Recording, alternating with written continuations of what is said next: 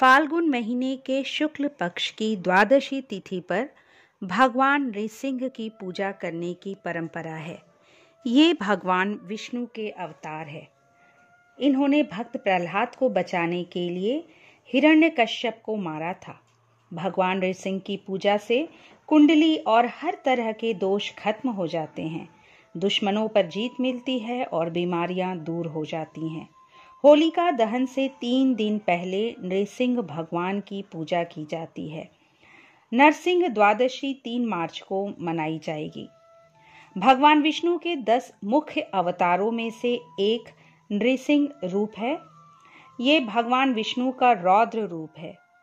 इस अवतार में श्री हरि विष्णु जी ने आधा मनुष्य और आधा शेर का रूप धारण करके राक्षसों के राजा हिरण्यकश्यप को मारा था।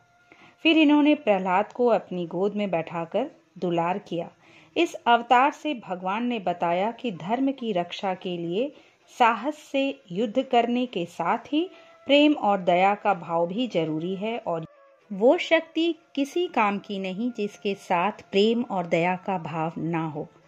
शास्त्रों के अनुसार फाल्गुन माह के शुक्ल पक्ष की द्वादशी को नृसिंह द्वादशी मनाई जाती है, जिसका जिक्र विष्णु पुराण में आता है। भगवान विष्णु ने आधा मनुष्य और आधा शेर के शरीर में नृसिंह अवतार लेकर दैत्यों के राजा हिरण्यकश्यप का वध किया था। उसी दिन से इस पर्व की शुरुआत मानी जाती है।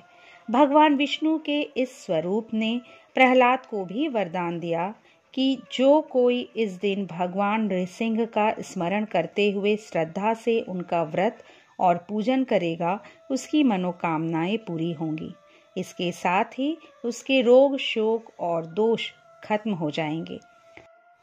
भगवान नृसिंह की पूजा के लिए सूर्योदय से पहले उठकर नहाएं और पीले कपड़े पहने, पीले चंदन या केसर का तिलक लगाएं।